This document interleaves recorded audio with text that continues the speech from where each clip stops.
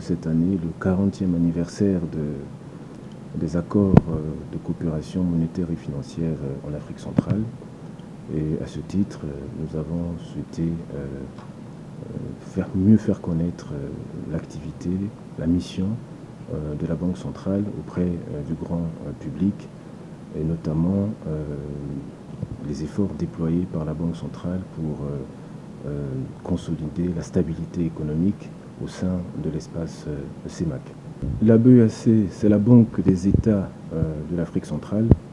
C'est un institut d'émission commun à 6 États, les 6 États membres de la CEMAC.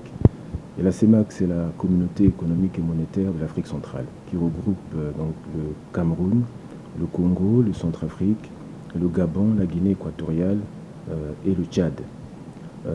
Donc la BEAC, c'est l'institution qui a reçu mandat de la part de ces 6 États, mandat de définir et de conduire la politique monétaire.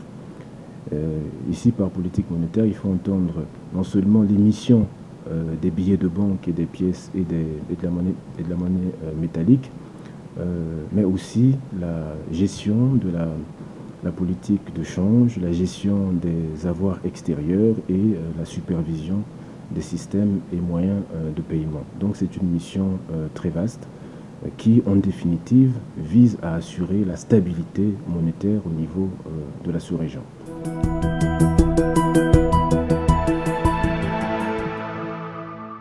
Le siège central de la Banque des États de l'Afrique centrale est basé donc à Yaoundé au Cameroun. Et dans chaque pays membre, il y a une direction nationale et des agences secondaires, donc des centres secondaires qui ont soit la forme qui sont soit des agences, soit des bureaux en fonction de la taille de leur activité. Et en ce qui concerne le Congo, il y a donc une direction nationale qui est ici même à Brazzaville. Il y a une agence à Pointe-Noire et il y a une agence à Ouesso qui a été ouverte récemment en 2009. Et en perspective, nous avons un projet qui est donc l'implantation d'une agence, une nouvelle agence de la Banque centrale à Oyo. C'est une décision qui est validée à l'heure actuelle par le conseil d'administration de la Banque centrale. Et l'objectif visé ici, c'est de renforcer, d'aider au renforcement de la bancarisation de l'arrière-pays, de favoriser le développement économique de nos régions et par la mise en valeur justement des potentialités économiques de l'intérieur du pays qui sont quand même très fortes dans cette zone de Oyo.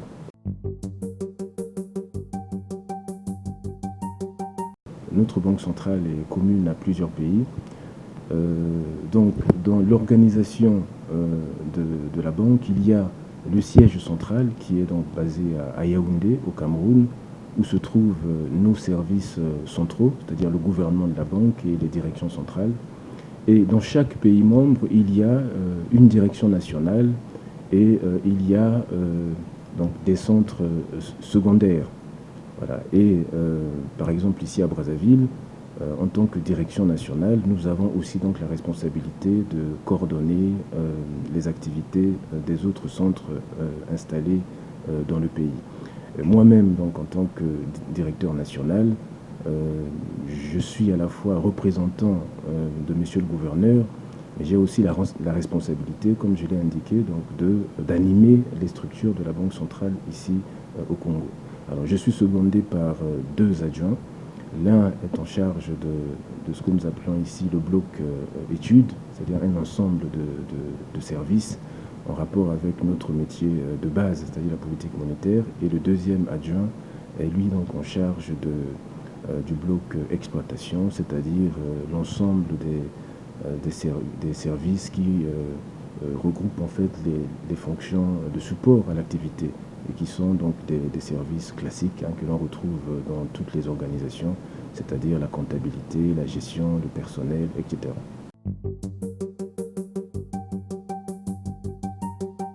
La Banque centrale a pour principale mission de définir et de conduire la politique monétaire. C'est cela la mission fondamentale de la Banque centrale. Ça veut dire travailler à préserver la stabilité de la monnaie. Stabilité au plan interne, c'est-à-dire la lutte contre l'inflation, bien sûr, faire en sorte que le pouvoir d'achat soit préservé, faire en sorte que la monnaie ne perde pas de sa valeur du fait de l'inflation. Et nous devons aussi préserver donc la stabilité externe de la monnaie, c'est-à-dire veiller à ce que les avoirs extérieurs que nous avons contribuent effectivement à soutenir la valeur de la monnaie. C'est ce que nous appelons la couverture extérieure de la monnaie, qui dans le cas du Congo est aujourd'hui à près de 100%, ce qui est une indication très positive.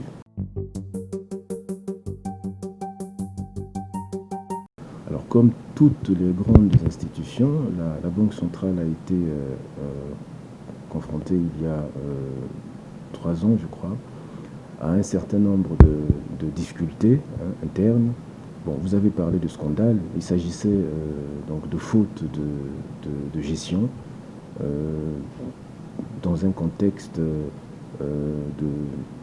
d'agitation interne. Je pense que c'est un contexte général lié à l'affaiblissement, je crois, de la cohésion interne. Mais ce qui est important, c'est la réaction qui est intervenue après cela. Alors cette réaction, elle a été d'abord le fait de la Banque centrale elle-même, et au-delà de la Banque centrale, les autorités de la sous-région ont également pris leurs responsabilités pour aider à corriger ce qui devait l'être. Alors concrètement, il y a eu donc un certain nombre de réformes qui ont été engagées à la suite de cela, et ces réformes ont visé principalement à renforcer donc, la cohésion interne au niveau de la Banque centrale, notamment au niveau de la gouvernance. Et c'est dans le cadre justement de ces réformes que le gouvernement de la Banque centrale, qui était initialement composé donc, de 3 pays, le Gabon qui avait le poste de gouverneur, le Congo qui avait le poste de vice-gouverneur, et le Tchad qui avait le poste de secrétaire général. Donc ce gouvernement à 3 est passé finalement à 6 personnes pour intégrer tous les pays de la CEMAC au sein justement de ce gouvernement pour renforcer la cohésion interne. Et je pense que depuis 1 an, 2 ans déjà, vous avez pu constater que la situation s'est stabilisée et on parle même de redressement aujourd'hui.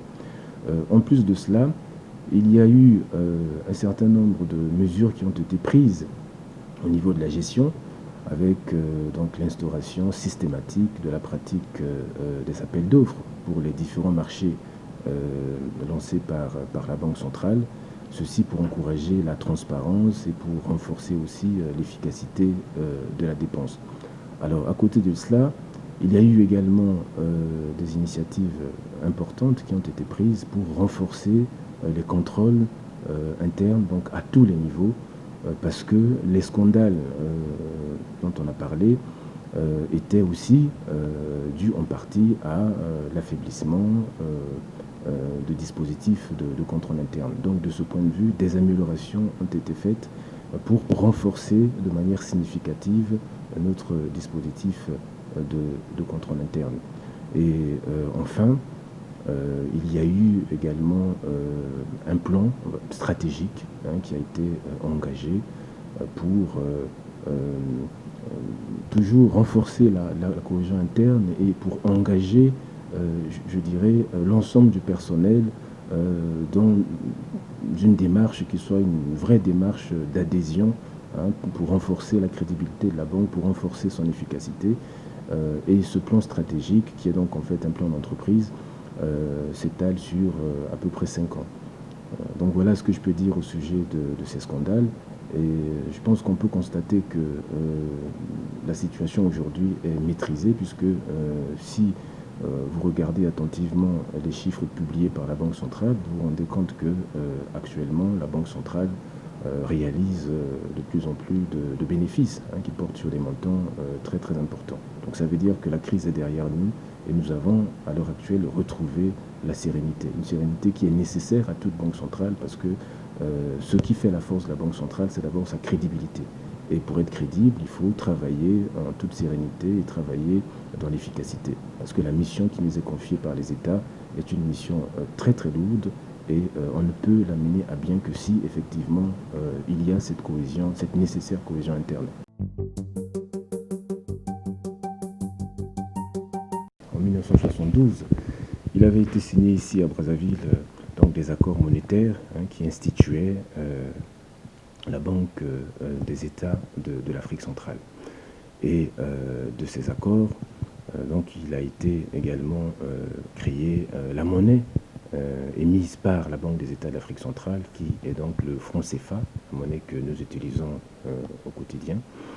Et le franc CFA, c'est pour mémoire, c'est le franc de la coopération financière en Afrique. Et ce n'est pas le franc colonial comme on entend parfois ici et là. Alors, donc il y a deux aspects importants dans ces accords monétaires. Il y a l'accord entre les pays de la sous-région, d'une part, et d'autre part, il y a l'accord entre ces pays, ou ce groupe de pays, et la France.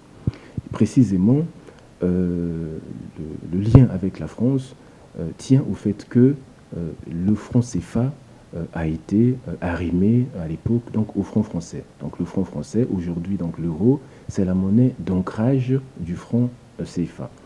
Alors, et dans le cadre de cette coopération monétaire, il a été donc institué un certain nombre de principes qui sont ce qu'on appelle donc les mécanismes de fonctionnement de la zone franc. Et parmi ces principes, il y a la libre convertibilité, il y a la libre transférabilité des capitaux entre donc la France et nos pays. Il y a la convertibilité illimitée du franc CFA en euros. Il y a aussi un principe important, c'est le principe de la centralisation des avoirs extérieurs. C'est un principe très important parce que ce principe met en avant la notion de solidarité. Ça veut dire que un pays qui pourrait être donc en difficulté économique aurait la possibilité de continuer à importer en s'appuyant sur les réserves de change constituées par les autres. Donc c'est une solidarité qui évite aux pays donc en difficulté de se retrouver, je dirais, dans l'incapacité ou l'impossibilité de pouvoir vivre normalement et de pouvoir importer. J'ai évoqué tout à l'heure le principe de la convertibilité illimitée du franc CFA, donc en euros. Alors il faut savoir que ce principe a une contrepartie, et la contrepartie c'est la création, donc c'est l'existence de ce que nous appelons le compte d'opération, qui est donc un mécanisme qui permet à nos pays de déposer une partie de leurs avoirs extérieurs au niveau du trésor français. C'est donc la contrepartie à la convertibilité illimitée qui est offerte par la France. Même si fondamentalement, ce qui fait, je dirais, la solidité d'une monnaie, c'est d'abord son économie propre. Donc voilà les mécanismes qui organisent, je dirais, la zone franc. Et c'est dans ce cadre-là que nos pays donc, ont une coopération, une collaboration financière et monétaire avec la France. Hier avec la France, donc à travers le franc français. Aujourd'hui avec l'euro, puisque le 1er janvier 1999, les accords qui existaient précédemment entre nos pays et la France ont été validés, repris par la zone euro. Donc aujourd'hui, le lien est établi entre le franc CFA et l'euro. Et l'euro est justement la monnaie d'ancrage de notre propre monnaie qui est le franc CFA.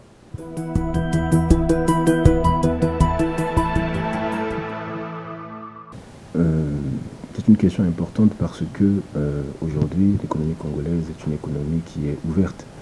Donc à ce titre, il est important de suivre l'évolution de la conjoncture économique internationale parce que celle-ci justement peut avoir donc un impact sur les performances de notre économie.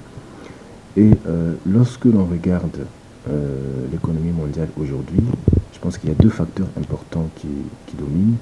Le premier facteur, c'est le caractère hétérogène des performances d'une région économique à une autre. Aujourd'hui, on peut constater que la zone euro, par exemple, on peut constater aussi que les États-Unis et le Japon, qui étaient d'ordinaire, je dirais, les locomotives de la croissance économique au niveau mondial, sont aujourd'hui dans une situation économique assez difficile, avec une croissance qui est très faible et qui est parfois même négative. Certains pays de cette zone-là sont en récession.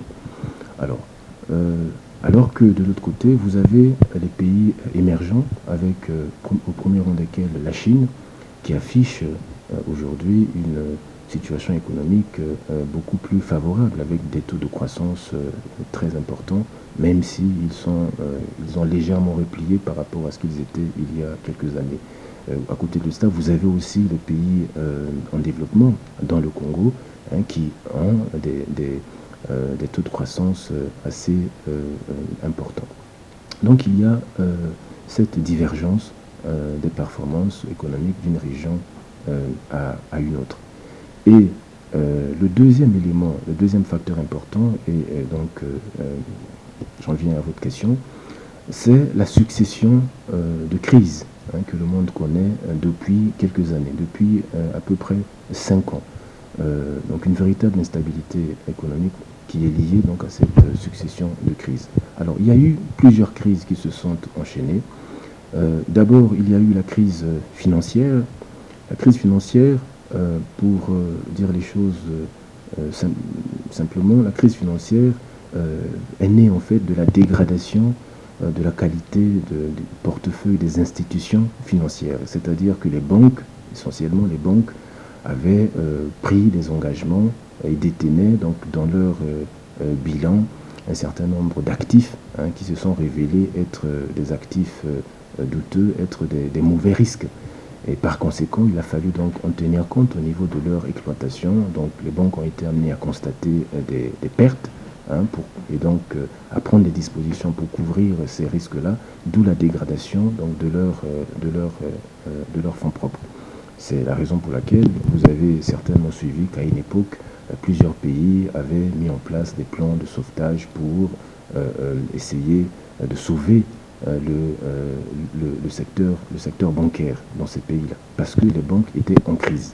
Donc ça a été la première crise, c'est-à-dire la crise financière. Ensuite, vous savez qu'il y a un lien important entre le secteur bancaire et le reste de l'économie. Ce lien se fait à travers donc le crédit, et lorsque les banques sont en crise, eh bien il y a donc je dirais un affaiblissement, un tassement du crédit, parce que les banques sont plus prudentes et hésitent donc à prêter à l'économie. Et c'est cette situation qui a bloqué, j'allais dire, le développement de la croissance et l'investissement dans ces pays-là, d'où des répercussions donc, sur la croissance économique de ces pays-là. C'est pour cette raison qu'on a parlé de crise économique. On est passé à la crise financière, c'est-à-dire d'une crise limitée, circonscrite au secteur financier, à une crise économique, c'est-à-dire avec des effets qui se sont diffusés sur tous les secteurs de l'économie. Et vous vous souvenez des difficultés du secteur automobile aux États-Unis et en France, par exemple. Donc, crise financière, crise économique. Ensuite, il y a eu il y a toujours d'ailleurs la crise des dettes souveraines. Bon, au fond, qu'est-ce que c'est ? Les États voulant sauver leur système financier ont donc injecté beaucoup d'argent dans le système, dans leur système financier, pour préserver, comme je l'ai indiqué déjà, le niveau de croissance de ces économies-là. Et il se trouve que ces États n'avaient pas toujours les moyens de mobiliser autant de ressources.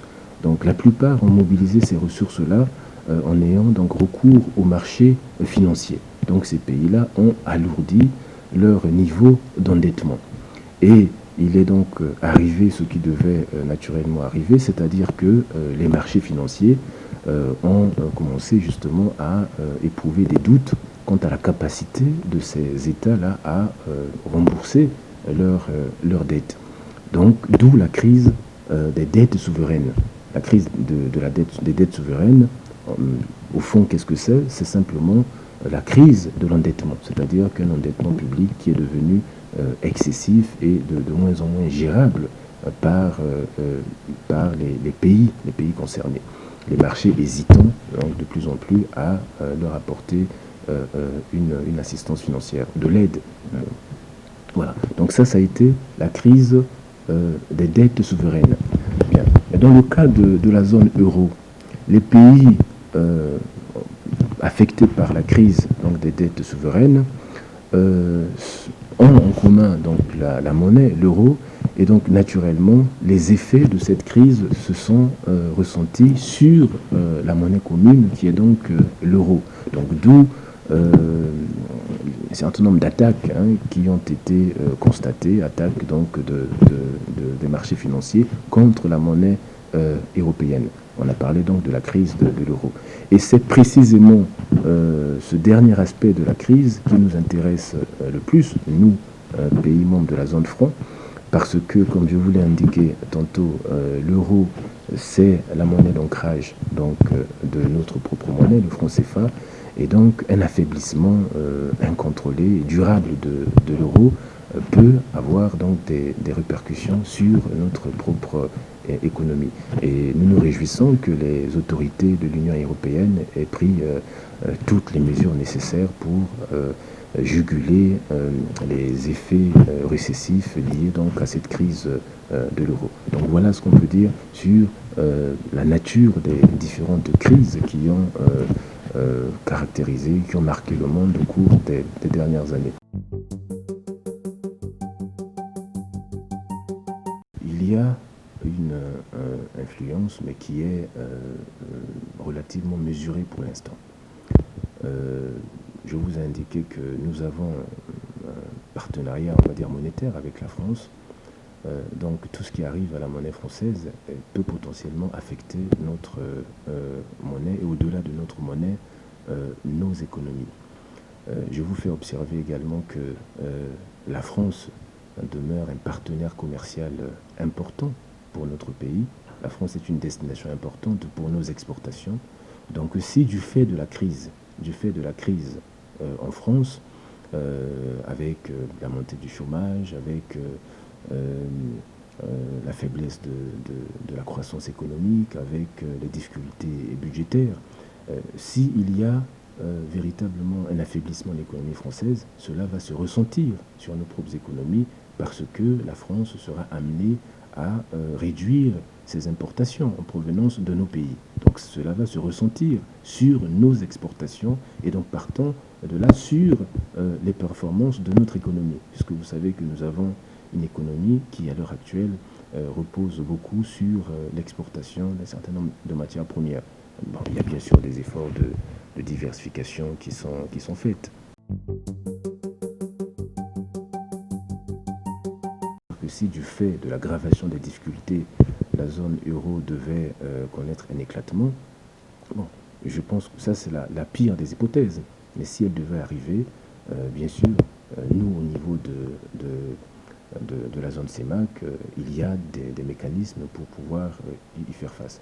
Alors le premier niveau de réponse, c'est le rôle que pourrait jouer la Banque centrale. La Banque centrale, en tant que prêteur en dernier ressort, la Banque centrale pourra effectivement mobiliser les liquidités nécessaires pour éviter l'effondrement de notre système financier.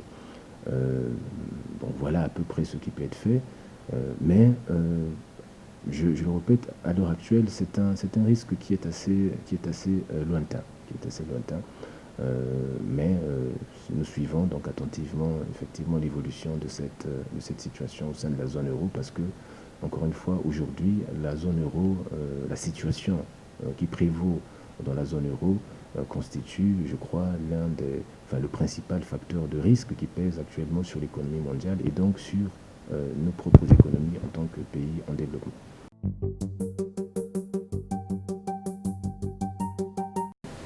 Objectivement, très honnêtement, je crois qu'il n'y a pas à l'heure actuelle de risque de dévaluation du franc CFA.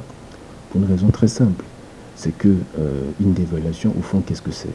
Bon, c'est un ajustement monétaire, mais qui doit avoir une finalité économique. Qu'est-ce que ça veut dire? Ça veut dire que lorsqu'on dévalue, c'est parce que, enfin, lorsqu'on dévalue, on vise finalement à renforcer, à essayer de relever la compétitivité du pays. C'est-à-dire corriger un certain nombre de déséquilibres économiques en ayant recours à l'arme monétaire. Alors aujourd'hui, lorsqu'on regarde la situation de l'économie congolaise, on a une croissance qui est forte, plus de 5%. Nous avons un système bancaire qui est stable. Je vous ai indiqué tantôt que la couverture extérieure de la monnaie est très forte, plus de près de 100%. Au niveau des finances publiques, nous avons une situation aussi confortable puisqu'il n'y a pas de déficit. Au contraire, nous sommes en situation d'excédent budgétaire, sans compter que au cours des dernières années, il y a eu quand même des efforts qui ont été faits pour désendetter l'État. Donc, je dirais tous les clignotants économiques sont à l'heure actuelle ouverts. Donc, une dévaluation dans ces conditions ne serait pas justifiée. Donc, sur le plan économique, sur le plan de l'analyse des données de notre économie, une dévaluation ne serait pas justifiée. Mais, encore une fois, tout dépend aussi de l'évolution de la situation au sein de la zone euro. Bon, nous sommes sereins parce que nous ne croyons pas à un éclatement de la zone euro.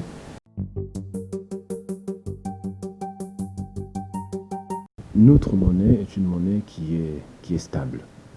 Elle est stable parce qu'elle est arrimée à une monnaie qui est elle-même stable, l'euro. Jusqu'à il y a peu, n'oubliez pas que l'euro était quand même une monnaie assez prisée au niveau international, dans les échanges. C'était une monnaie très stable. Bon, il y a aujourd'hui un passage qui est un peu difficile, mais il faut quand même avoir à l'esprit que l'euro est une monnaie qui est portée par des économies fortes. Souvenez-nous quand même qu'au sein de la zone euro, il y a une économie comme la France, il y a surtout une économie comme l'Allemagne. Donc, notre monnaie est arrimée à une monnaie qui est forte. Et le deuxième élément, c'est que les données de notre économie aujourd'hui sont des données qui incitent, je crois, à l'optimisme. Nous sommes une économie qui est une économie en croissance, et une croissance de plus en plus forte. Donc, par conséquent, notre monnaie est soutenue par les performances de notre économie. Donc, il n'y a pas de risque à ce niveau-là. Nous croyons que notre monnaie est tout à fait une monnaie stable. Et d'ailleurs, lorsque vous regardez également un indicateur très important qui est donc l'inflation, vous vous rendrez compte que l'inflation aujourd'hui est globalement maîtrisée, puisqu'on a une inflation qui se situe à moins de 5%. Donc ça veut dire qu'il n'y a pas de perte de valeur de notre monnaie au niveau interne. Et le pouvoir d'achat est globalement préservé, donc ça veut dire que la monnaie est stable. Lorsqu'on regarde de près la crise de l'euro, on se rend compte que, en réalité, la crise de l'euro a été aussi aggravée par un déficit au niveau de la convergence économique des pays engagés dans la zone euro. Ces pays ont en commun la monnaie, donc l'euro, mais une monnaie doit être une monnaie commune, doit être soutenue par, je dirais, des économies qui convergent. Pour parler simplement des économies qui ont à peu près le même niveau de performance. Alors, lorsque vous regardez ce qui s'est passé dans la zone euro, vous vous rendez compte qu'il y a des pays du nord de la zone euro, tels que l'Allemagne, qui ont une économie très forte, avec un PIB qui s'appuie beaucoup sur l'industrie. Donc c'est une économie qui a des fondements solides. Et lorsque vous regardez les autres pays de la zone euro, notamment les pays du Sud, tels que la Grèce, le Portugal et l'Espagne, vous vous rendrez compte que l'industrie est un peu plus faible. C'est des économies qui s'appuient beaucoup sur le tourisme. Donc, en termes de convergence, qu'est-ce que ça donne? En termes de convergence, on arrive à une situation où vous avez des pays qui éprouvent beaucoup de difficultés à soutenir le niveau de la monnaie. C'est ce à quoi donc on a assisté dans la zone euro. C'est ce qui a été un facteur, je dirais, d'aggravation de la crise. Donc l'enseignement que l'on peut nous tirer, puisque nous sommes nous-mêmes engagés dans un processus d'intégration économique, l'enseignement que l'on peut tirer, c'est de renforcer justement, je dirais, la convergence de nos économies. Dans le cadre de la CEMAC, nous avons déjà réussi notre intégration monétaire. Nous avons la même monnaie pour passer du Congo au Cameroun, du Congo au Gabon, faire ses achats. On n'a pas besoin de changer de monnaie. C'est la même monnaie. Donc il y a une intégration, il y a même une parfaite intégration monétaire. Mais au niveau de l'intégration économique, on se rend compte que nous avons encore beaucoup de défis à relever. Pour être plus précis, vous savez, dans le cadre de l'intégration économique au niveau de la sous-région, il y a ce qu'on appelle un exercice de surveillance multilatérale qui consiste donc à s'assurer que les différents pays justement qui composent la CEMAC ont des performances économiques qui vont dans le même sens, qui tirent dans le même sens. Et les critères qui sont fixés et qui permettent justement d'analyser cette situation, c'est le taux d'inflation. C'est le taux d'inflation, c'est le solde budgétaire, c'est le fait de ne pas avoir d'arriérés. Bon, voilà donc quelques exemples des critères qui doivent aider au renforcement de l'intégration économique. L'intégration économique, au fond, c'est quoi? Pour être plus précis, c'est simplement non seulement le fait que les économies doivent converger, mais c'est surtout qu'il faut qu'au niveau des échanges, il faut qu'il y ait effectivement une activité qui soit importante. Lorsqu'on regarde le fonctionnement aujourd'hui de la CEMAC, on se rend compte que ce qu'on appelle le commerce intrazone est encore faible. C'est-à-dire, lorsque vous regardez le niveau des échanges entre le Congo, le Cameroun, le Congo et les autres pays, c'est un niveau qui est encore faible. Donc le commerce intrazone est faible. Et ça, c'est une difficulté importante. Parce que pour permettre aux populations et aux opérateurs économiques de la zone CEMAC de bien mesurer la portée ou l'apport du franc CFA, donc de la monnaie commune, je pense que il n'y a pas d'autre moyen, il n'y a pas de meilleur moyen que de renforcer les échanges économiques entre ces différents pays-là. Or, si vous avez une monnaie commune, mais vous avez un niveau d'intégration économique qui est relativement faible, je dirais que c'est un travail qui est un peu fait à moitié.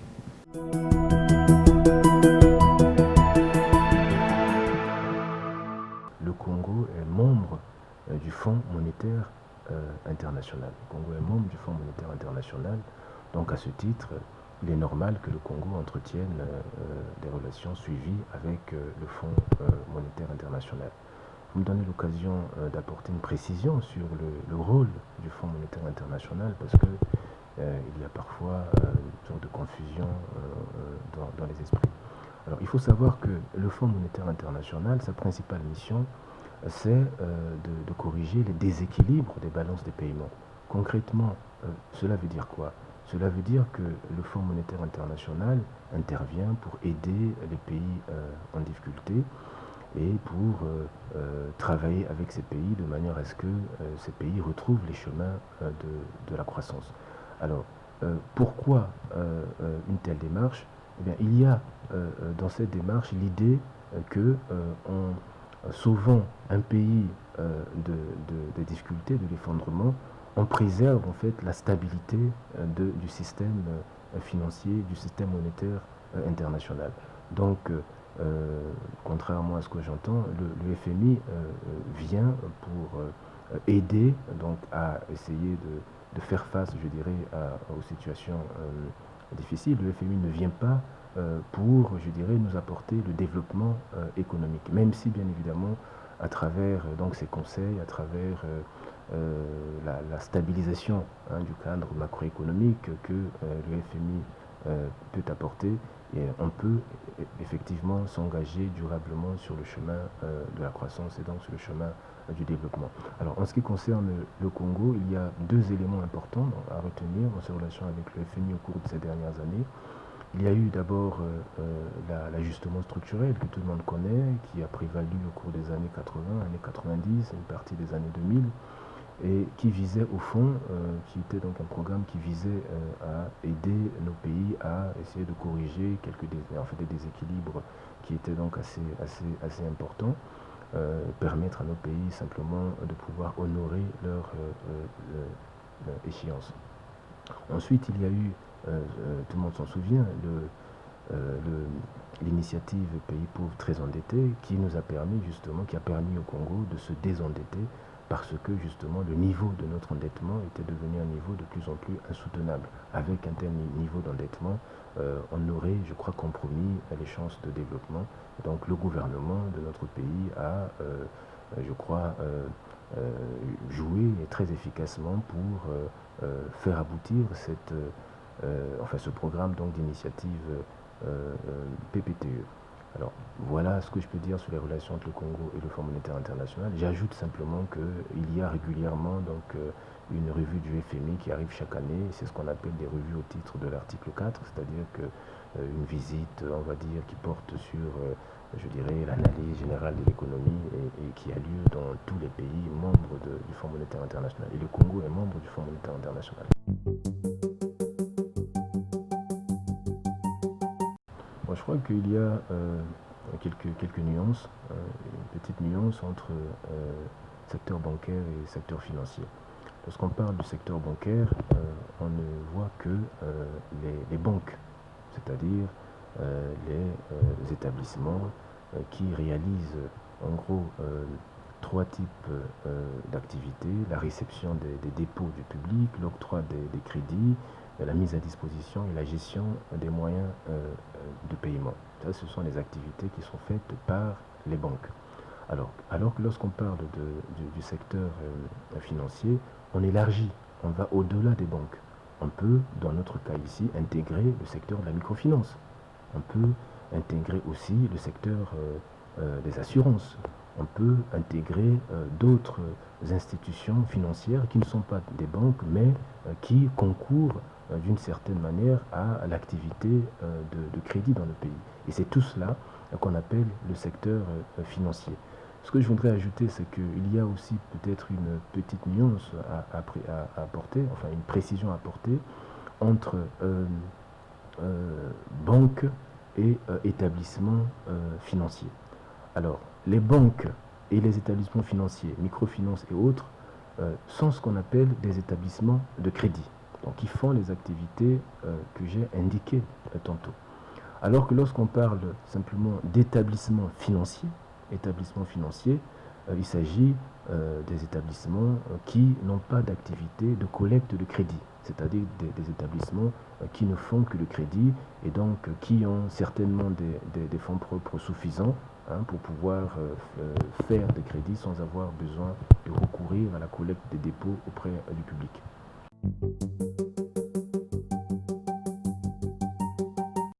Le secteur bancaire congolais se porte bien, il est stable.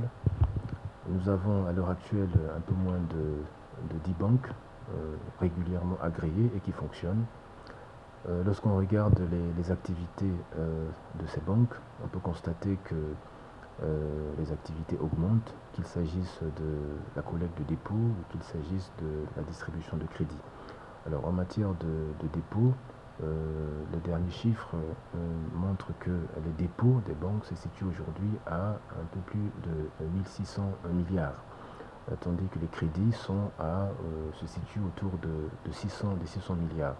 Alors, ce qu'il faut retenir, c'est que aussi bien les dépôts que les crédits progressent de manière significative d'une année à l'autre. Mais le fait est que globalement, ces niveaux sont encore un peu en deçà par rapport à ce qui est nécessaire pour, je dirais, permettre un véritable bond de notre économie. En ce qui concerne la collecte des dépôts, bon, il y a encore des efforts à faire pour renforcer la bancarisation. Nous discutons régulièrement avec les banques pour pousser dans ce sens-là. Et en ce qui concerne la distribution des crédits, il y a aussi là des efforts à faire, même si ce qui a été fait par les banques au cours des dernières années est déjà un effort très significatif. Voilà.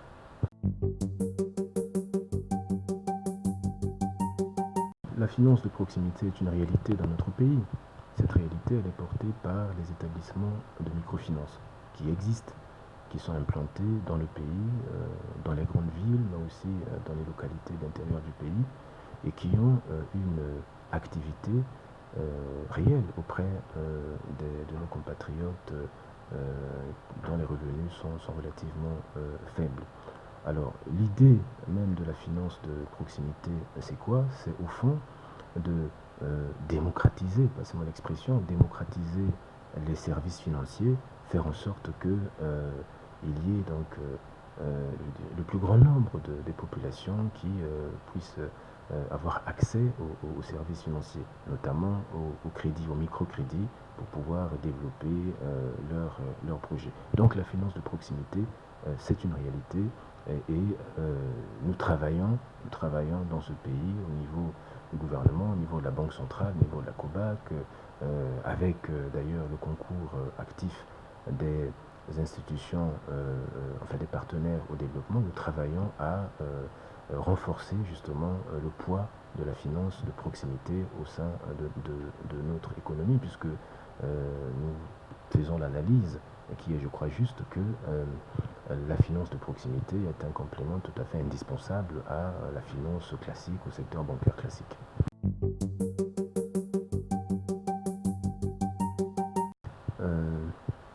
Le secteur de la microfinance est un secteur qui est réglementé, qui est régi par une réglementation édictée par l'autorité de supervision dans ce domaine-là, c'est-à-dire la commission bancaire. Bien, donc, si l'on veut créer une microfinance, il y a une procédure à respecter parce que les établissements de microfinance doivent être régulièrement agréés. Ensuite, la deuxième chose que je voudrais dire, c'est qu'il appartient aux promoteurs de ces établissements de réunir les conditions nécessaires pour pouvoir, je dirais, donner un contenu à leur projet et prendre enfin créer les conditions nécessaires, je dirais, au bon fonctionnement de leurs établissements lorsque ceux-ci sont régulièrement agréés. Donc, renflouer, comme vous dites, un établissement de microfinance, si l'établissement est déjà agréé, bon, ça, je dirais que c'est l'affaire d'abord des promoteurs de cet établissement, mais aussi, ça peut être également l'affaire des autorités, notamment du gouvernement, puisque nous réfléchissons actuellement à la possibilité d'obtenir de la part du gouvernement la mise en place d'un fonds de soutien à la microfinance. Et ce serait nécessaire justement pour marquer, je dirais, le soutien de l'État à ce secteur qui est un secteur utile, comme je l'ai dit tout à l'heure, par rapport à la finance de proximité, mais utile aussi parce que c'est un secteur qui joue un rôle très important au niveau social, hein, compte tenu des clients que ce secteur est capable de mobiliser, notamment dans les localités de l'intérieur du pays. Le fonds de garantie dédié aux petites et moyennes entreprises, je crois, existe. Il est, je crois, géré au niveau du ministère en charge justement de ces questions-là.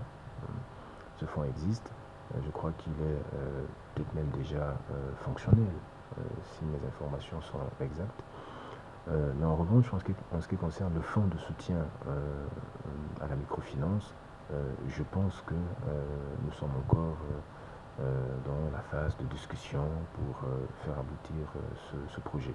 Mais pour être tout à fait honnête avec vous, il n'y a pas de blocage. Nous n'avons pas perçu de blocage à quelque niveau que ce soit, parce que je crois que tout le monde a compris la nécessité de mettre en place ce fonds. C'est une nécessité pour le secteur de la microfinance. Et au niveau des PME, Je reviens donc sur le fonds de soutien aux petites et moyennes entreprises et aux petites et moyennes industries, les PMI. Je crois que c'est un élément indispensable. Pourquoi? Parce que généralement, nous entendons dire que les PME ne bénéficient pas toujours de toute l'attention voulue de la part des banques en matière d'octroi de crédit. Alors, donc le gouvernement, les pouvoirs publics ont donc réfléchi et mis en place et trouvé cette solution qui est une solution très importante qui consiste donc à travers ce fonds à accompagner les petites et moyennes entreprises, faire en sorte que, je dirais, leur demande de crédit soit reçue favorablement par les banques et donc que les banques mettent à leur disposition les fonds dont elles ont besoin pour pouvoir investir, pour pouvoir développer leur activité. Et derrière cela, bien sûr, il y a la question de l'emploi dans notre pays. Donc c'est une bonne initiative et je pense que cette initiative a permis de faire un pas dans le sens du renforcement des capacités d'intervention, des capacités de création de richesses des petites et moyennes entreprises qui existent dans notre pays.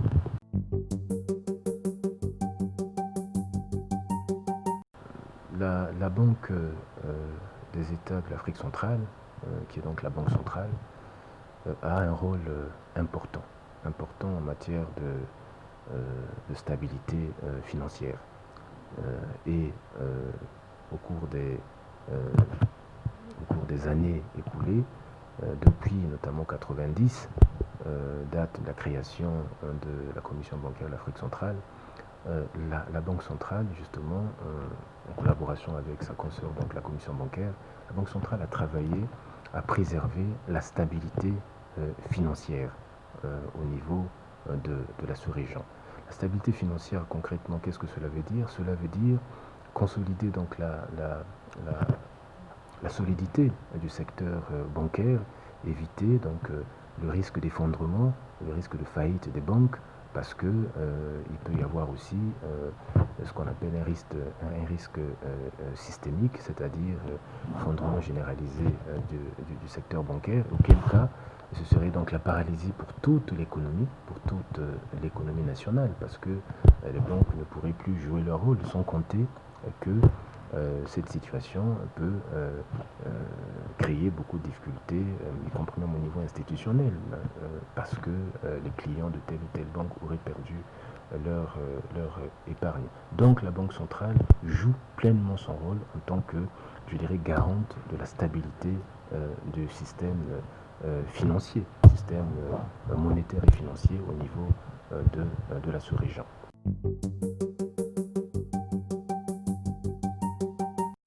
Je constate avec satisfaction que les pouvoirs publics ont engagé une politique sérieuse et de plus en plus efficace de diversification de la base de production de notre économie, justement pour réduire la dépendance à l'égard du pétrole. C'est une stratégie qui est véritablement une stratégie d'avenir parce qu'elle va dans le bon sens.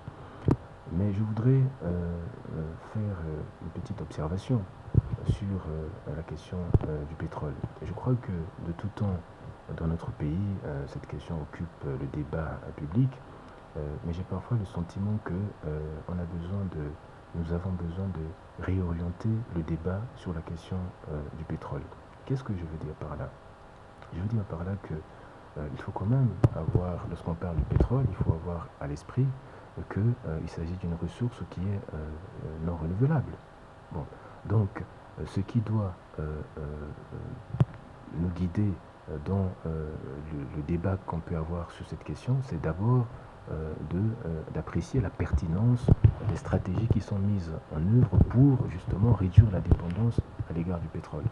Je fais observer également que nos clients, c'est-à-dire ceux qui nous achètent ce pétrole, notamment en Europe, sont engagés dans une stratégie de substitution, c'est-à-dire que par l'innovation, par la recherche, ces pays-là mettent tout en œuvre pour réduire leur dépendance, leur propre dépendance à l'égard du pétrole. à supposer qu'ils y arrivent, que ces pays y arrivent, ça veut dire qu'on peut se retrouver dans une situation où on aura peut-être toujours notre pétrole ici, mais il sera de plus en plus difficile de trouver preneur à l'étranger. Donc ça peut créer un effondrement de notre économie. Donc il faut que dans le débat sur le pétrole, que nous ayons cela à l'esprit. Le deuxième aspect qui est important lorsqu'on parle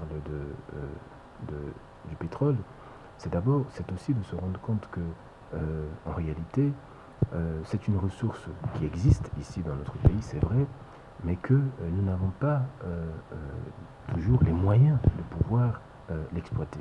Bon, du moins jusqu'à une époque récente. Bon, on peut saluer la création de la SNPC, qui est une société nationale, donc qui peut, je dirais, prendre en charge pour le compte donc, de notre pays l'exploitation de cette ressource. Mais pendant très longtemps, on n'a pas eu dans ce pays les moyens de pouvoir, je dirais, avoir donc une structure nationale pour pouvoir exploiter une ressource qui pourtant existe dans notre sous-sol.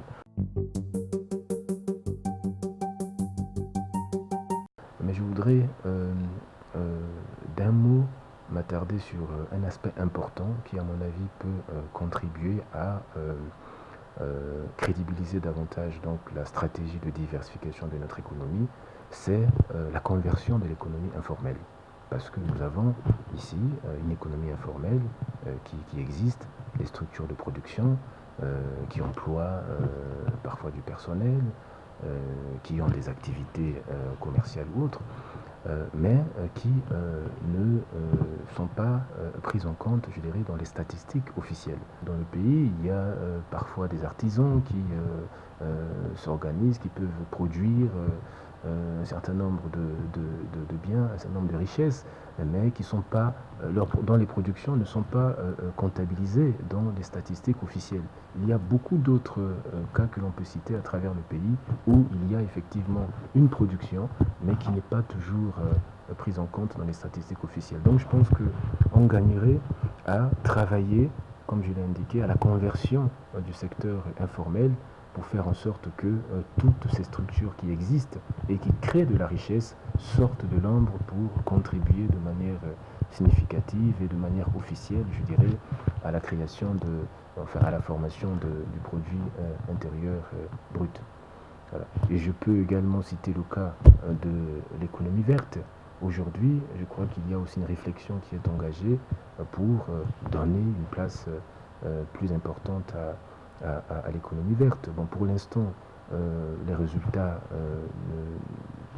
je dirais que les résultats viennent tout doucement, mais je pense que ça peut être aussi un secteur d'avenir, et surtout que ça correspond à une évolution au niveau des mentalités, à une prise de conscience au niveau mondial par rapport aux enjeux de l'économie durable. On parle de plus en plus de croissance verte, donc je pense qu'il y a là peut-être un filon à exploiter, à explorer pour renforcer la création de richesses dans notre pays.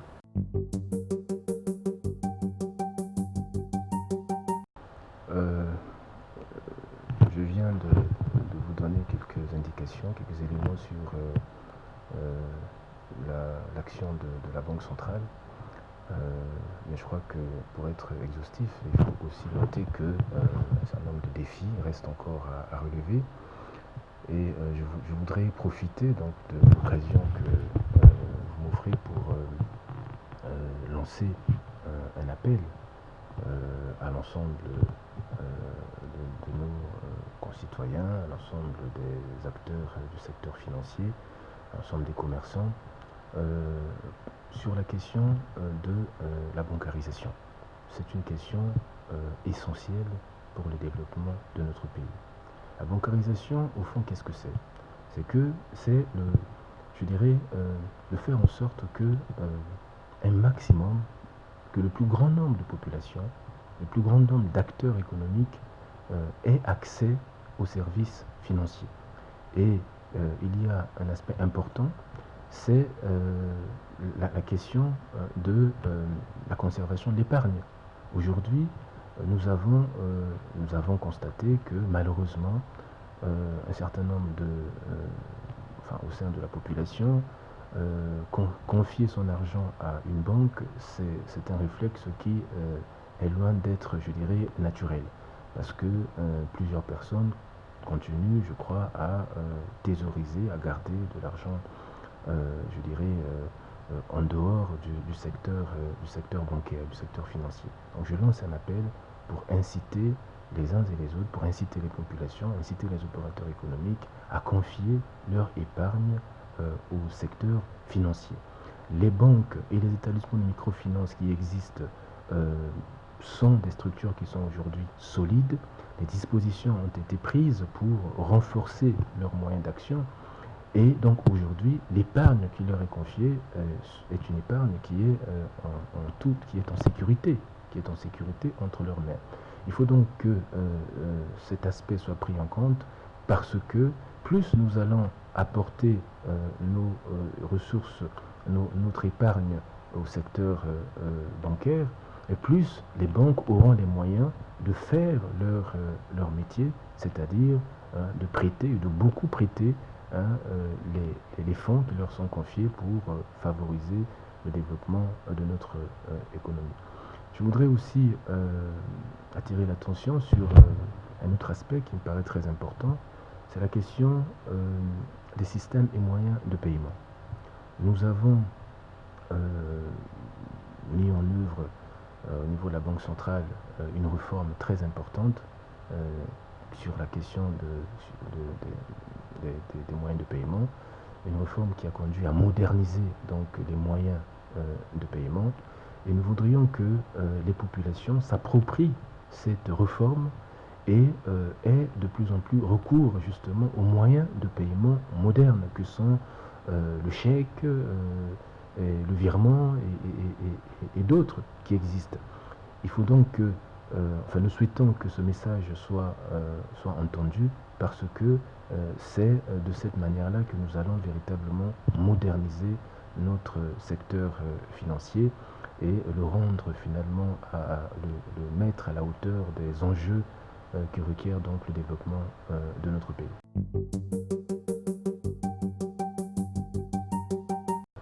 Cette année du 40e anniversaire des accords de coopération monétaire nous donne l'occasion aussi, je crois, de faire un bilan sur l'activité, sur l'action qui a été menée par la Banque centrale au cours des 40 dernières années.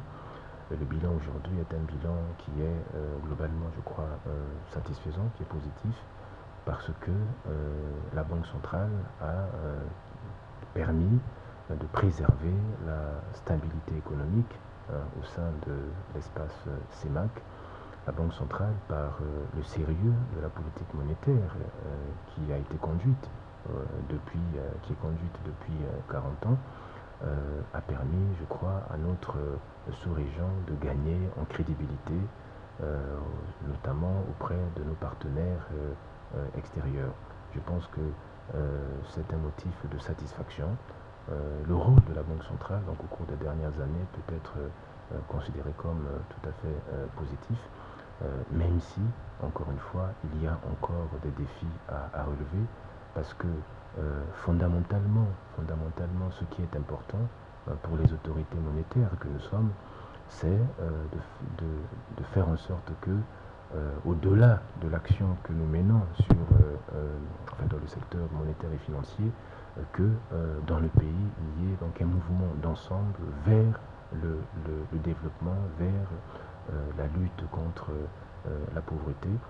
Nous sommes là aussi, nous constatons que dans le pays, des initiatives sont prises pour donner à nos pays les bases nécessaires pour pouvoir asseoir un développement crédible. Donc aujourd'hui, je pense qu'il y a lieu d'être optimiste. Encore une fois, merci.